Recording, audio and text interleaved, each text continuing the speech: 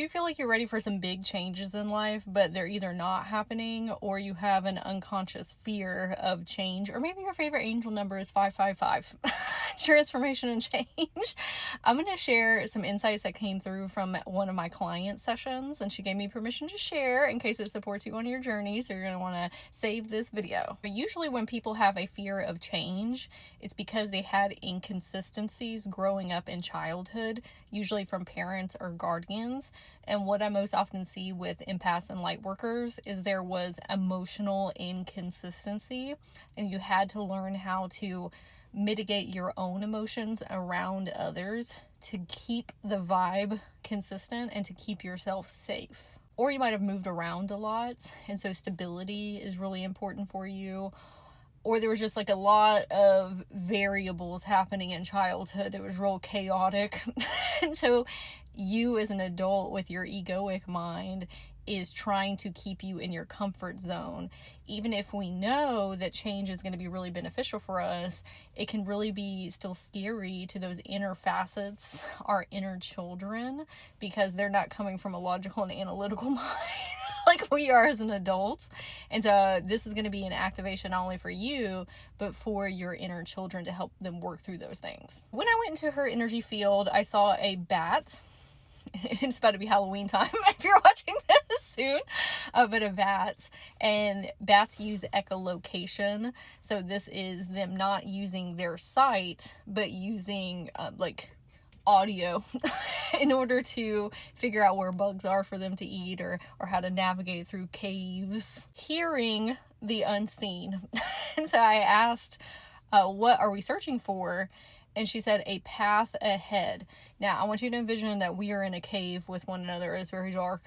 This is representative of the subconscious, our psyche. And I said, okay, well, in order to find a path, what if we use this? And I had a flashlight in my hand. You know how sometimes you like hit it in your hand. Oh, that was loud. But hit it in your hand in order to make it come on. And I was illuminating this path ahead of us so that we could see clearly the exit. She said, well, I don't know where that's going or where we're headed. I said, well, we have two different options.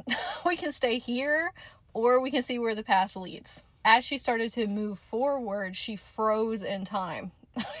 Like you would see like in the movies. And I said, what's going on? And this is when her 3-year-old came forward to speak with me. And I looked at her and I said, hey, do you want to go somewhere fun? Because obviously a dark, spooky, ooky cave is not fun for a 3-year-old. And she said, no. That represents the fear of change, even with something better on the other side. So I gave her a telescope, a looking glass, like from Alice in Wonderland. And I said, what do you see?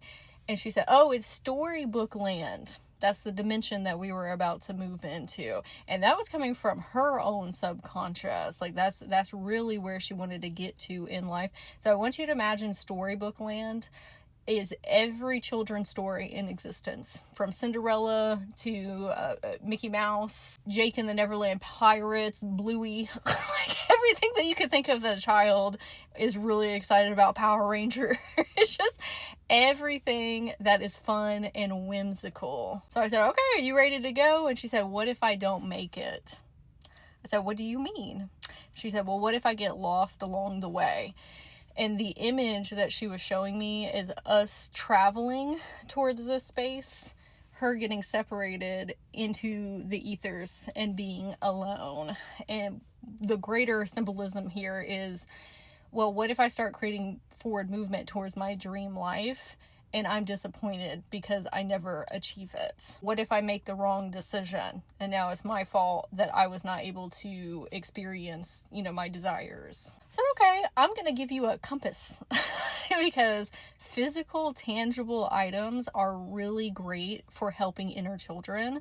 It helps them feel very safe and secure because it's something that they can see and hold in their hands. I said, this compass will always get you to where you want to go. It does not matter what direction you are facing. It will always redirect you. I said, but let me ask you a question because this compass does not mean that you're going to land somewhere specific in storybook land. You could be by Jack and the Beanstalk or Red Riding Hood, the Gingerbread Man. You could be in Sleeping Beauty's castle. Does it matter though, as long as you get to where you're going? Because honestly, it's going to be exciting wherever you go.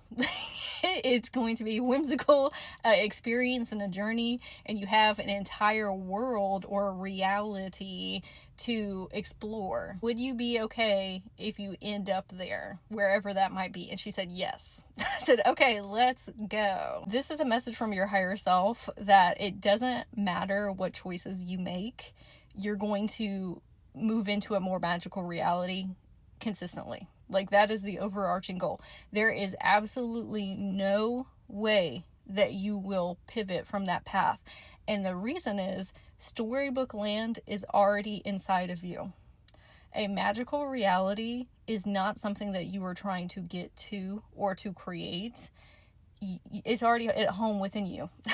That is why you are drawn to all of these things in spiritualism, the metaphysics, esotericism, because you are embodying that frequency at all times.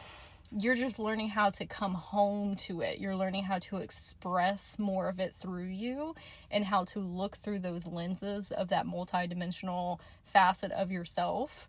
But it's not something that is separate from you.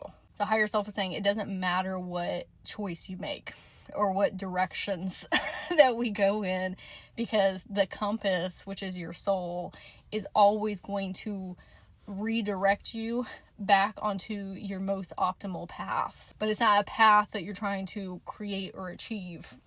It's one that you are pivoting back to at all times. And when we talk about change, there is nothing to change. So there's not really a need for that fundamental fear, because we're already there. If that makes sense. The fear sometimes is, what if I get something wrong? Well, how would you get something wrong if you're already on that path? Or you always be on that path? I'd love to hear in the comments if this message resonated with you, what your biggest takeaway is, and I'm wishing you an absolutely magical day.